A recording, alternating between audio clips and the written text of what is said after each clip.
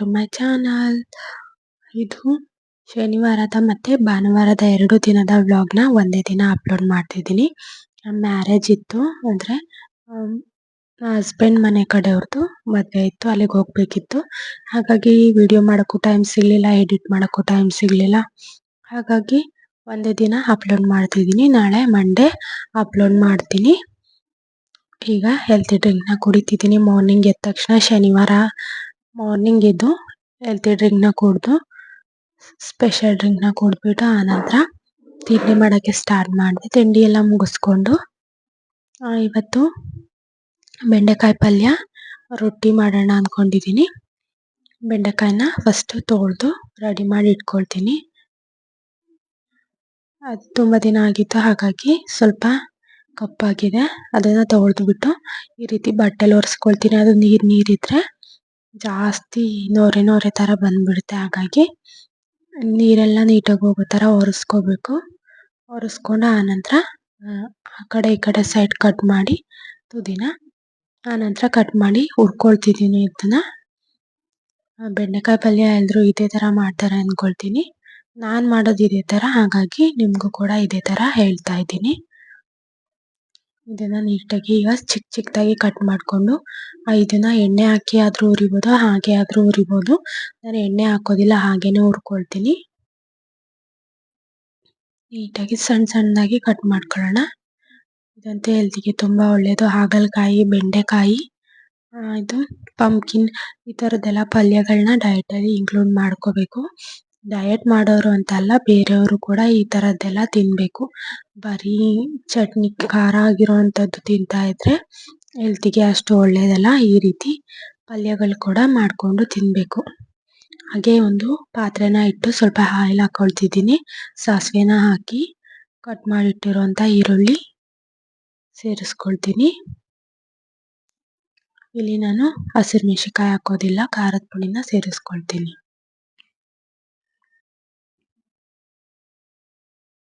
ಇದನ್ನು ಸ್ವಲ್ಪ ಫ್ರೈ ಮಾಡಿ ಆನಂತರ ಟೊಮೊಟೊನ ಸೇರಿಸ್ಕೊಳ್ತೀನಿ. ಇದನ್ನು ಫ್ರೈ ಮಾಡ್ಕೊಳ್ಳೋಣ. ಈಗ ಸಾಲ್ಟ್ನ ಸೇರಿಸ್ಕೊಳ್ಳೋಣ, ಎಷ್ಟು ಬೇಕು ಅಷ್ಟೇನ. ಇದಕ್ಕೆ ಸ್ವಲ್ಪ ಅರಿಶಿಣನ ಸೇರಿಸ್ಕೊಳ್ತೀನಿ, ಸ್ವಲ್ಪ ಚಿಟಿಕೆಯಷ್ಟು ಅರಿಶಿಣ. ಆನಂತರ ಅರ್ಧ ಸ್ಪೂನ್ ಅಚ್ಚ ಖಾರದ ಪುಡಿ, ಅರ್ಧ ಸ್ಪೂನ್ ಧನಿಯಾ ಪೌಡರ್ ಇಷ್ಟನ್ನು ಸೇರಿಸ್ಕೊಂಡು ಇದನ್ನು ನೀಟಾಗಿ ಬೇಯಿಸ್ಕೊಳ್ಳೋಣ. ಹಾಗೆ ಹುರಿದಿರೋಂಥ ಬೆಂಡೆಕಾಯಿನ ಸೇರಿಸ್ಕೊಳ್ಳೋಣ. ಅದನ್ನು ನೀಟಾಗಿ ಮಿಕ್ಸ್ ಮಾಡ್ಕೋಬೇಕು. ಉಪ್ಪು ಇದು ಜಾಸ್ತಿ ಆದರೆ ತಿನ್ನೋದಕ್ಕಾಗೋದಿಲ್ಲ, ನೋಡಿ ಕರೆಕ್ಟಾಗಿ ಹಾಕ್ಕೋಬೇಕು ಇದಕ್ಕೆ. ಈಗ ಇದು ರೆಡಿಯಾಗಿದೆ. ಹಾಗೆ ಮಧ್ಯಾಹ್ನ ನಂತರ ವೀಡಿಯೋನ ಮಾಡಲಿಲ್ಲ, ಬೇಗ ರೆಡಿ ಆಗಬೇಕಿತ್ತು. ನಾನು ಕೂಡ ಊಟನ ಮುಗಿಸ್ಕೊಂಡೆ. ಇವತ್ತು ಕಾಳುಗಳು, ಮೊಸರು, ಪಲ್ಯ, ರೊಟ್ಟಿ ತೊಗೊಂಡಿದ್ದೀನಿ. ಇದನ್ನು ಇವಾಗ ಊಟ ಮುಗಿಸಿ ಆನಂತರ ನಾನು ಕೂಡ ರೆಡಿ ಆಗಬೇಕು. ಪಾಪುನು ರೆಡಿ ಮಾಡಬೇಕು. ತುಂಬ ಲೇಟ್ ಆಗಿಬಿಡುತ್ತೆ. ಊಟ ಮುಗಿದ ತಕ್ಷಣನೇ ರೆಡಿ ಆಗೋಕ್ಕೆ ನಾನು ಮೇಲ್ಗಡೆ ಹೋಗ್ತೀನಿ. ಹಾಗೆ ಸ್ಯಾರಿ ಕೂಡ ಕುಚ್ಚು ಕಟ್ತಿದ್ದೆ, ಅದರದ್ದು ಸ್ವಲ್ಪ ಕೆಲಸ ಇದೆ, ಅದನ್ನು ಮುಗಿಸ್ಕೊಂಡು ಹೋಗಬೇಕು. ಹೊಟ್ಟೆ ಹಸಿವಾಗಿತ್ತು, ಹಾಗಾಗಿ ಊಟ ಮುಗಿಸ್ಕೊಳ್ಳೋಣ ಅಂತ ಅರ್ಧ ಕಟ್ಟಿ ಹಾಗೆ ಇಟ್ಟಿದ್ದೀನಿ ಕುಚ್ಚನ್ನ. ಆದ್ರೂ ಕುಚ್ಚು ಬೇಕಿದ್ದರೆ ನಾನು ಲಿಂಕ್ನ ಡಿಸ್ಕ್ರಿಪ್ಷನ್ ಬಾಕ್ಸಲ್ಲಿ ಹಾಕಿರ್ತೀನಿ, ಯಾವ ಥರ ಕುಚ್ಚನ್ನ ಕಟ್ಟಿದ್ದೀನಿ ಅಂತ ನೀವು ಚೆಕ್ ಮಾಡಿ. ಹಾಗೆಯೇ ಇಲ್ಲಿ ನೈಲ್ಸ್ ಎಲ್ಲ ತುಂಬ ಉದ್ದ ಬೆಳೆದಿತ್ತು, ಶೇಪ್ ಕೂಡ ಕೊಟ್ಟಿರಲಿಲ್ಲ. ಹಾಗೆ ಶೇಪ್ ಕೊಟ್ಟು ನೈಲ್ ಪಾಲಿಶ್ ಹಾಕ್ಕೊಳ್ಳೋಣ ಅಂದ್ಕೊಂಡು ಶೇಪ್ನ ಕೊಟ್ಕೊಳ್ತಿದ್ದೆ. ನಾನೇನು ಯಾವಾಗಲೂ ನೈಲ್ ಪಾಲಿಶ್ ಹಾಕೋದಿಲ್ಲ, ಯಾವುದಾದ್ರೂ ಹತ್ರ ಫಂಕ್ಷನ್ ಇದ್ದರೆ ಮಾತ್ರ ನೈಲ್ ಪಾಲಿಶ್ ಹಾಕ್ತೀನಿ. ಪಾಪುಗೆ ಊಟ ಮಾಡಿಸೋದು, ಹಾಗೆ ನಾನು ಬಲ್ದ ಕೈಗೆ ನೈಲ್ ಪಾಲಿಶ್ ಹಾಕೋದಿಲ್ಲ, ಬರೀ ಲೆಫ್ಟ್ ಹ್ಯಾಂಡಿಗೆ ಮಾತ್ರ ಹಾಕ್ಕೊಳ್ತೀನಿ. ಅದು ಹತ್ರದ ಫಂಕ್ಷನ್ಗಳಿದ್ರೆ ಮಾತ್ರನೇ, ಮನೇಲೇ ಇರೋದಾದರೆ ಹಾಕೋದಿಲ್ಲ. ನನಗೆ ಪೀಚ್ ಕಲರ್ ಅಂದರೆ ತುಂಬ ಇಷ್ಟ, ಹಾಗಾಗಿ ಆ ಕಲರ್ನೇ ನಾನು ಯಾವಾಗಲೂ ಚೂಸ್ ಮಾಡ್ತೀನಿ. ಮತ್ತು ಸಿಲ್ವರ್ ಕಲರ್, 2 ಕಲರ್ನ ನಾನು ಹಾಕ್ಕೊಳ್ತೀನಿ. 4 ಫಿಂಗರ್ಗೆ ಪೀಚ್ ಕಲರ್ನ ಹಾಕಿ, ಅದು ರಿಂಗ್ ಫಿಂಗರಿಗೆ ಇದೇನು ಸಿಲ್ವರ್ ಕಲರ್ ಇದೆಯೋ ಅದನ್ನು ಹಾಕ್ಕೊಳ್ತೀನಿ. ನಾನು ಯಾವಾಗಲೂ ಕೂಡ ಇದೇ ಥರ ಹಾಕ್ಕೊಳ್ಳೋದು, ತುಂಬ ಏನು ಹೆವಿಯಾಗಿ ಡಿಸೈನ್ ಎಲ್ಲ ಮಾಡ್ಕೊಳ್ಳೋದಕ್ಕೆ ಹೋಗೋದಿಲ್ಲ. ಸಿಂಪಲ್ಲಾಗಿ ನೀಟಾಗಿ ಕೂಡ ಕಾಣುತ್ತೆ ಚೆನ್ನಾಗಿ, ಇದನ್ನೇ ನಾನು ಯಾವಾಗಲೂ ಹಾಕ್ಕೊಳ್ತೀನಿ. ಹಾಗೆ ಒಂದು ಹಾರ್ಟ್ ಸಿಂಬಲ್ ನ ಬಿಡಿಸ್ಕೊಂಡಿದೀನಿ. ತುಂಬಾ ಕ್ಯೂಟ್ ಆಗಿ ಕಾಣಿಸ್ತಿದೆ. ನನಗಂತೂ ಈ ತರ ನೈಲ್ ಪಾಲಿಶ್ ಹಾಕೋದೇ ತುಂಬಾ ಇಷ್ಟ ಆಗುತ್ತೆ. ಹಾಗೆ ಲೇಟ್ ಆಗಿ ಹೋಯ್ತು, ಸಂಜೆ 7 ಗಂಟೆ. ಆಲ್ರೆಡಿ ರೆಡಿ ಆಗ್ತಿದ್ದೀನಿ. ಈಗ ರೆಡಿಯಾಗಿ ಹೇರ್ ಸ್ಟೈಲ್ ಮಾಡ್ಕೊಳ್ಳೋದೇ ನನಗೆ ಕಷ್ಟ ಆಗ್ಬಿಡ್ತು. ಯಾವಾಗಲೂ ಅಮ್ಮ ಇರ್ತಿದ್ರು, ಅವರೇ ಹೇರ್ ಸ್ಟೈಲ್ನ ಮಾಡ್ತಿದ್ರು. ನಾನು ಯಾವುದಾದ್ರೂ ವಿಡಿಯೋ ತರಿಸಿ ಈ ಥರ ಬೇಕು ಅಂದರೆ ಅವರೇ ನನಗೆ ರೆಡಿ ಮಾಡಿಕೊಡ್ತಿದ್ದು. ಇವತ್ತು ಅಮ್ಮ ಬಂದಿಲ್ಲ, ಹಾಗಾಗಿ ನಾನೇ ಮಾಡ್ಕೊಳ್ತಿದ್ದೀನಿ. ಅದು ಸ್ವಲ್ಪ ಕಷ್ಟ ಆಗ್ತಿದೆ, ಕಾಣೋದಿಲ್ಲ ಸೈಡಿಂದ ನೋಡೋದಕ್ಕೆ. ಆದರೂ ಕೂಡ ಕಷ್ಟಪಟ್ಟು ಹಾಕ್ಕೊಂಡಿದ್ದೀನಿ. ಫೈನಲ್ ಆಗಂತೂ ಚೆನ್ನಾಗೇ ಬಂದಿತ್ತು. ಅಪ್ಪ ಸದ್ಯ ಚೆನ್ನಾಗಿ ಬಂತಲ್ಲ, ಚೆನ್ನಾಗಿ ಬರೋದಿಲ್ಲ ಅಂದ್ಕೊಂಡಿದ್ದೆ. ಹಿಂದೆ ಎಲ್ಲ ಕಾಣೋದೇ ಇಲ್ಲ. ಹಾಗೆ ಯಾವ ರೀತಿ ಬರುತ್ತೋ ಅಂದ್ಕೊಂಡಿದ್ದೆ, ಪರವಾಗಿಲ್ಲ ನೀಟಾಗೆ ಬಂದಿತ್ತು. ಲಾಸ್ಟಿಗೆ ವಿಡಿಯೋ ಹಾಕಿದ್ದೀನಿ ನೋಡಿ. ಈ ರೀತಿ ನಾನು ಔಟ್ಫಿಟ್ ಹಾಕ್ಕೊಂಡು ರೆಡಿ ಆಗಿದ್ದೀನಿ ಫುಲ್. ಇವಾಗ ಫೈನಲ್ ಆಗಿ ಈಗ ಹೊರಡಬೇಕು ನಾನು. ಇದು ನಾನು ಪ್ರೆಗ್ನೆನ್ಸಿ ಟೈಮಲ್ಲಿ ಫೋಟೋಶೂಟ್ಗೆ ಅಂತ ಗೌನ್ ಹೊಲಿಸ್ಕೊಂಡಿದ್ದೆ. ಅದನ್ನು ಮತ್ತೆ ಹಾಕೇ ಇರಲಿಲ್ಲ. ಇವತ್ತು ರಿಸೆಪ್ಷನ್ಗೆ ಹಾಕ್ಕೊಂಡು ಹೋಗೋಣ ಅಂದ್ಕೊಂಡು ಹಾಕ್ಕೊಳ್ತಿದ್ದೀನಿ. ಇಲ್ಲಿ ಆಲ್ರೆಡಿ ಚೌಟ್ರಿ ಹತ್ರ ಬಂದಿದ್ದೀನಿ. ಅರಸೀಕೆರೆಯಲ್ಲಿ ಮದುವೆ ಇರೋದು. ಈ ಲಾಂಗ್ ಗೌನ್ ಹಾಕ್ಕೊಂಡು ಮೆಟ್ಲು ಹತ್ತೋದು ಇಳಿಯೋದು ಇದೆಲ್ಲ ಭಾರಿ ಕಷ್ಟ. ಅದರಲ್ಲೂ ವಿಡಿಯೋ ಮಾಡೋದು ಬೇರೆ, ಬಿದ್ದಿದ್ರೆ ಅಂತ ಭಯ ಬೇರೆ ಆಗ್ತಿತ್ತು. ಎಂಟ್ರೆನ್ಸ್ ಅಲ್ಲೇ ಗಣಪತಿ ಇಟ್ಟಿದ್ದಾರೆ. ಒಳಗಡೆ ಹೋಗೋಣ. ಇದು ನೈಟೇ ರಿಸೆಪ್ಷನ್ ಇತ್ತು, ಬೆಳಿಗ್ಗೆ ಮುಹೂರ್ತ ಇದೆ. ಬೆಳಿಗ್ಗೆ ಕೂಡ ಬರಬೇಕು. ಈಗ ರಿಸೆಪ್ಷನ್ ಮುಗಿಸ್ಕೊಂಡು ಮನೆಗೆ ಹೋಗ್ತೀವಿ. ಮತ್ತೆ ಬೆಳಿಗ್ಗೆ ಎದ್ದು ರೆಡಿಯಾಗಿ ಮತ್ತೆ ಬರಬೇಕು. ಎಲ್ರೂ ಬಂದು ಕೂತಿದ್ದೀವಿ. ಇನ್ನು ಫ್ಯಾಮಿಲಿಯವರೆಲ್ಲ ಬರಬೇಕು ಫೋಟೋಗೆ ಹೋಗೋಕ್ಕೆ. ಅದಕ್ಕೆ ಸ್ವಲ್ಪ ಕಾಯ್ತಾ ಇದ್ವಿ. ನಾವೇ ಫಸ್ಟ್ ಬಂದಿದ್ವಿ, ಕಾಯ್ತಾ ಕೂತಿದ್ವಿ ಎಲ್ರೂ ಬರಲಿ ಅಂತ. ಎಲ್ರೂ ಬಂದಮೇಲೆ ಫ್ಯಾಮಿಲಿ ಫೋಟೋ ತೆಗೆಸ್ಕೊಳ್ಳೋಣ ಅಂದ್ಕೊಂಡು ಕೂತಿದ್ವಿ. ತುಂಬ ದೊಡ್ಡ ಫ್ಯಾಮಿಲಿ ಇದು. ಅತ್ತೆ ಮನೆ ಕಡೆಯವರು, ಅವರು 4 ಜನ ಅಕ್ಕ ತಂಗಿಯರು. ಅವ್ರದ್ದೇ ದೊಡ್ಡ ಕುಟುಂಬ ಅಂತಲೇ ಹೇಳ್ಬೋದು. ಅವ್ರ ಮಕ್ಕಳು, ಅವ್ರ ಮೊಮ್ಮಕ್ಕಳು ಎಲ್ಲ ಸೇರಿ ಫುಲ್ ಸ್ಟೇಜ್ ಫುಲ್ ಆದರೂ ಸಾಲೋದೇ ಇಲ್ಲ. ಈ ರೀತಿ ಜುಮ್ಕಿನ ವೇರ್ ಮಾಡಿದ್ದೆ ನಾನು. ಹಾಗೆ ಇದು ಸರ ಬಂದು ಗೋಲ್ಡ್. ಇದಕ್ಕೆ ಇದೇ ಸೆಟ್ ಆಗುತ್ತೆ ಅಂದ್ಕೊಂಡೆ, ಹಾಗಾಗಿ ಅದನ್ನೇ ಹಾಕ್ಕೊಂಡೆ. ಹೇರ್ ಸ್ಟೈಲ್ ನೋಡ್ಬೋದು ಯಾವ ರೀತಿ ಮಾಡ್ಕೊಂಡಿದ್ದೀನಿ ಅಂತ. ಈ ರೀತಿ ಕ್ಲಿಪ್ಸ್ ಎಲ್ಲ ನಾನು ತಗೊಂಡಿದ್ದೆ. ಯಾವಾಗಾದರೂ ಎಲ್ಲಾದರೂ ಹೋದಾಗ ಚೆನ್ನಾಗಿರೋ ಕ್ಲಿಪ್ಸ್ ಎಲ್ಲ ಸಿಕ್ಕಿದ್ರೆ ತೆಗೆದಿಟ್ಕೊಂಡಿರ್ತೀನಿ. ಈ ರೀತಿ ಎಲ್ಲಾದರೂ ಹೋದಾಗ ಅರ್ಜೆಂಟಿಗೆ ಯೂಸ್ ಆಗುತ್ತೆ. ಹಾಗೆ ಈಗ ಫ್ಯಾಮಿಲಿ ಫೋಟೋನ ತೆಗೆಸ್ಕೊಳ್ತಿದ್ದೆ. ಅವ್ರು ಇನ್ನೂ ಬರಲೇ ಇಲ್ಲ, ಲೇಟ್ ಆಗಿತ್ತು. ಹಾಗಾಗಿ ನಾವೇ ಫಸ್ಟೇ ಫೋಟೋ ತೆಗೆಸ್ಕೊಂಡ್ಬಿಟ್ವಿ. ಆನಂತರ ಅವ್ರು ಬಂದರೆ ಮತ್ತೆ ಬಂದರೆ ಆಯಿತು ಅಂತ. ಅವ್ರು ಬಂದಮೇಲೆ ಮತ್ತೆ ಇನ್ನೊಂದ್ಸಲ ನಿಂತ್ಕೊಂಡು ಎಲ್ಲರೂ ಕೂಡ ತೆಗೆಸ್ಕೊಂಡ್ವಿ. ಚಿಕ್ಕತ್ತೆ, ದೊಡ್ಡತ್ತೆ, ಅಂದರೆ ಚಿಕ್ಕತ್ತೆದಿರಿಬ್ರು, ದೊಡ್ಡತ್ತೆ ಒಬ್ಬರು, ನಮ್ಮಮ್ಮ ಮಧ್ಯದವರು ಅಂದರೆ 2ನೇ ಅವರು.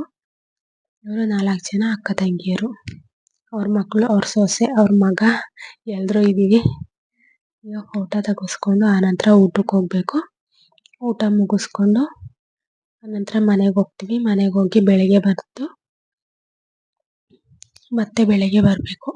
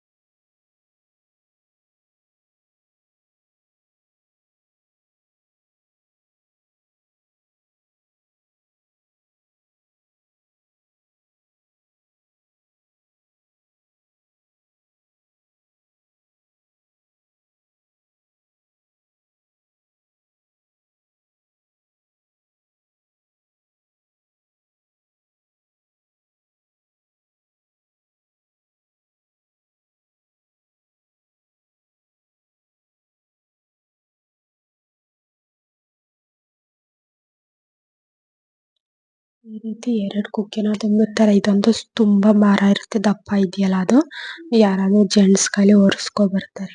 ಅಕ್ಕ ಅಥವಾ ತಂಗಿ ಹೊರ್ಬೇಕು. ತುಂಬಾ ಭಾರ ಇರೋದ್ರಿಂದ ಯಾರಾದ್ರೂ ಜೆಂಟ್ಸ್ ಸಹಾಯ ತಗೊಂಡು ಹೋಗ್ತಾರೆ. ನನ್ ಮಗಳು ಯಾವ ರೀತಿ ಆಟ ಆಡ್ತಿದ್ದಾಳೆ ಆಲ್ರೆಡಿ. ಡ್ರೆಸ್ ಎಲ್ಲ ಗಲೀಜ್ ಮಾಡ್ಕೊಂಡು ಸುಕ್ ಮಾಡ್ಕೊಂಡು ಮೆರಿತಾ ಇದ್ದಾಳೆ. ಅವಳ ಜೊತೆ ಒಬ್ಬ ಫ್ರೆಂಡ್ ಸಿಕ್ಕಿದ್ದಾರೆ. ಇವರು ಹಸ್ಬೆಂಡ್, ಅತ್ತೆ ಮಗಳು ಪಾಪು ಅದು. ಅವರಿಬ್ರು ತುಂಬಾ ಕ್ಲೋಸ್ ಆಗಿ ಚೆನ್ನಾಗಿ ಆಟ ಆಡ್ಕೊಂಡು ಇರ್ತಾರೆ ಯಾವಾಗ್ಲೂ ಕೂಡ. ಅವರಿಬ್ರಿಗೂ ಒಬ್ಬೊಬ್ರಿಗೂ ನೋಡಿದ್ರೆ ಖುಷಿ ಆಗ್ಬಿಡ್ತಾರೆ ತುಂಬಾ. ಈ ಫುಲ್ ಫ್ಯಾಮಿಲಿ ಎಲ್ಲ ಇವತ್ತು ಸೇರಿದೀವಿ. ಖುಷಿ ಆಗ್ತಿದೆ ಎಲ್ರು ಒಟ್ಟಿಗೆ ಸೇರಿದಾಗ.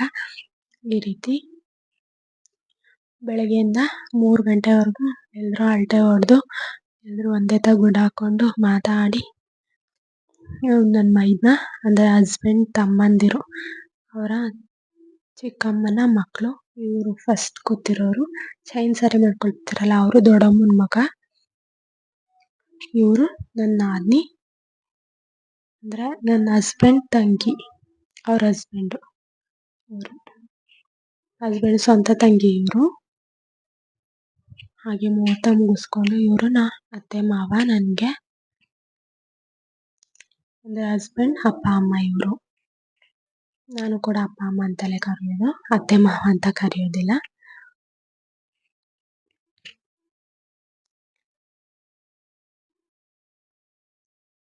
ಇವರು ನಮ್ಮ ಅತ್ತೆನ ಅಪ್ಪ ಇವರು. ಹಾಗೆ ಇವರು ನಮ್ಮ ಅತ್ತೆ ಅಕ್ಕ.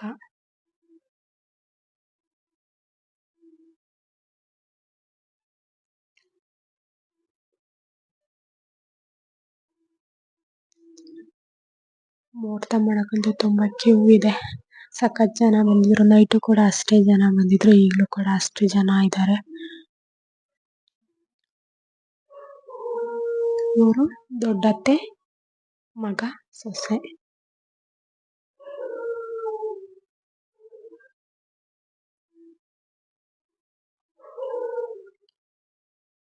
ಇಲ್ಲಿ ಫಸ್ಟಿಗೆ ಇರೋರು ದೊಡ್ಡತ್ತೆ ಮಗಳು, ಮಧ್ಯದಲ್ಲಿರೋದು ಹಸ್ಬೆಂಡ್ ಅತ್ತೆ ಮಗಳು, ಇದು ನಾನು. ಗೊತ್ತಾಯ್ತು ಅನ್ಕೊಳ್ತೀನಿ ಎಲ್ರಿಗೂ. ಅಷ್ಟಾಗಿ ಯಾವತ್ತೂ ಯಾರಿಗೂ ತೋರಿಸಿಲ್ಲ, ಎಲ್ರಿಗೂ ಅರ್ಥ ಆಗೋದಿಲ್ಲ ಅನ್ಕೊಂಡಿದ್ದೀನಿ. ಇನ್ನೊಂದ್ಸಲ ಡೀಟೇಲ್ ಆಗಿ ನಮ್ಮ ಫ್ಯಾಮಿಲಿ ಎಲ್ಲ ಸೇರಿದಾಗ ನೀಟಾಗಿ ವಿಡಿಯೋನ ಮಾಡಿ ಹಾಕ್ತೀನಿ. ಇವರೇ ಹಸ್ಬೆಂಡ್ ಅತ್ತೆ ಮಗಳು. ಇವರು ನಾನು ತುಂಬಾ ಕ್ಲೋಸ್ ಆಗಿರ್ತೀವಿ, ಎಲ್ಲಾನು ಶೇರ್ ಮಾಡ್ಕೊಳ್ತೀವಿ. ಈ ರೀತಿ ಒಬ್ಬೊಬ್ರು ಫ್ರೆಂಡ್ಲಿ ಆಗಿರ್ತಾರೆ. ಅದರಲ್ಲಿ ಇವರು ನಾನು ತುಂಬಾ ಕ್ಲೋಸ್ ಆಗಿ ಫ್ರೆಂಡ್ಲಿ ಆಗಿರ್ತೀವಿ. ಅಮ್ಮ ಎಲ್ರು ಕೂತ್ಕೊಂಡು ಮಾತಾಡ್ತಿದೀವಿ.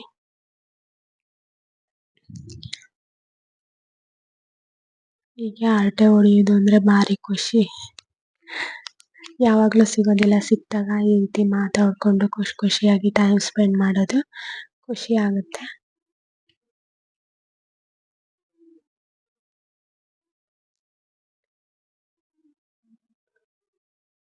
ಒಂದ್ ಗಂಟೆ ಆದ್ರೂ ಇನ್ನು ಮುಹೂರ್ತನೇ ಮುಗ್ದಿಲ್ಲ. ಆಲ್ರೆಡಿ ಮನೆಗ್ ಬಂದ್ವಿ.